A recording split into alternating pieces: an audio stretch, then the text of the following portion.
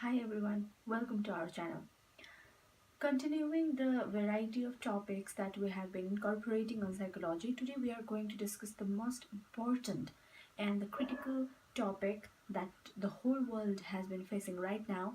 And the topic that I'm going to discuss today is depression.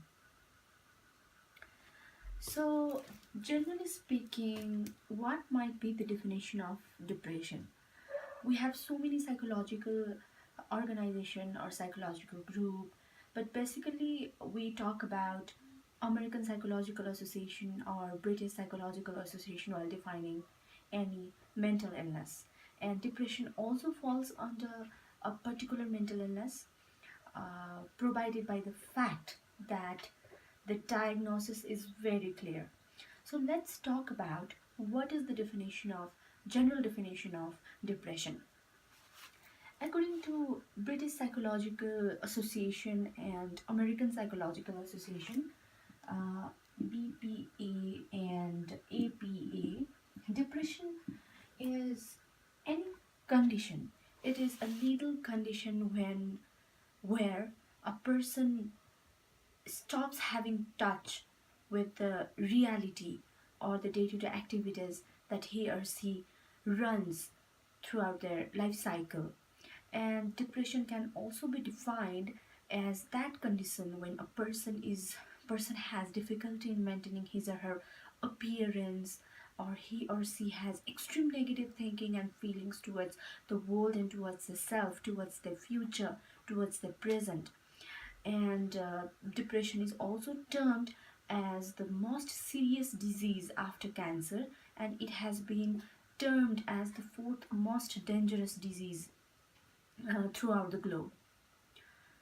So there are varieties of perspectives that we use while defining depression, but let's move on to the common symptoms that any depressed individual has. So when we talk about diagnosis and treatment, we have DSM. We generally use DSM-IV or DSM-B. DSM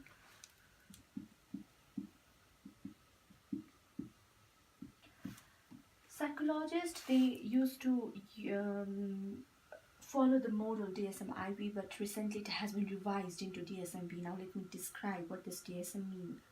DSM generally means Diagnostic and Statistical Manual of Mental Disorder. And let me tell you one fact that it's simply a small dysfunction. This depression, let's not label it as mental disorder. However, American Psychological Association and British Psychological Association have been described it as a mental disorder. But let's think it as a little dysfunction, when, for example, if we are walking on the way and if we fall down suddenly one day, then we can call it a dysfunction. So it's nothing big issue. We have to take it as normal as possible, and we must think that if anyone is depressed, it doesn't mean that we have to take him to psychological asylum. The only thing he needs is love, affection, and a little bit of medication, but it depends on the type of depression the person has been deeply affected. So let's talk about symptoms first.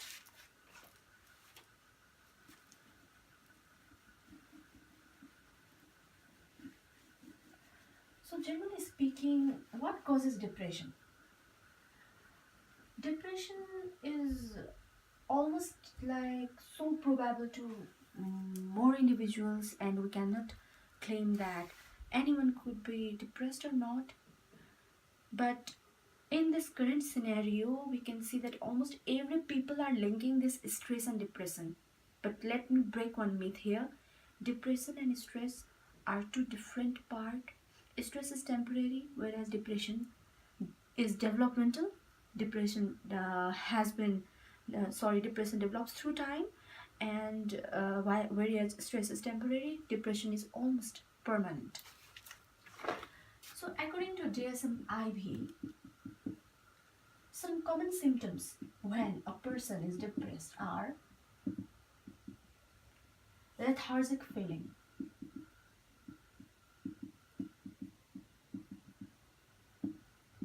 second one is irrational thought or assumption,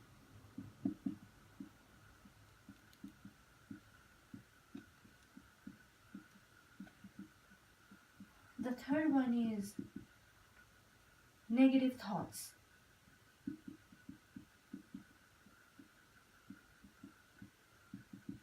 Fourth one is insomnia. Depressed individuals are told to be sleeping less at night, and they tend to be insomniac. But this differs from individual to individual. Let me clear that out. We cannot claim that a person who is depressed always does not sleep at night and is like an owl at night. No, it's wrong. uh, it's like it depends on person to person. We have individual differences. We cannot generalize anything to anyone. And if a person is depressed, then we can also find that he eats a lot and he sleeps more. But right now we're talking about the symptoms according to DSM-IV. So after insomnia, we have anorexia. Anorexia is a severe condition where a person starves himself. He does not feel hungry at all. It feels like his bowel is completely um, filled up with food, but he would not like to eat or drink anything. That's what we call anorexia. And the another one is addiction.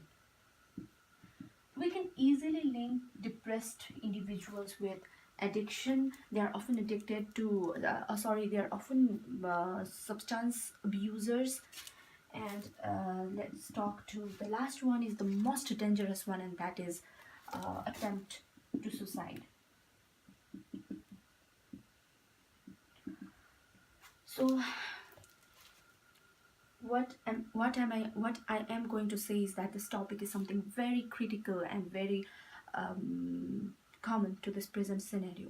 So if you people find anyone, any of your family member or colleagues or friends who have been complaining you regarding this issue, if anybody comes to you and complains that I have many sleepless nights, or I'm unable to have food, I don't have hunger, I'm feeling sleeplessness, then, or any extra fact of having irrational fear or irritation, then I think you have to seek any medical help or any help from psychiatrist or psychologist.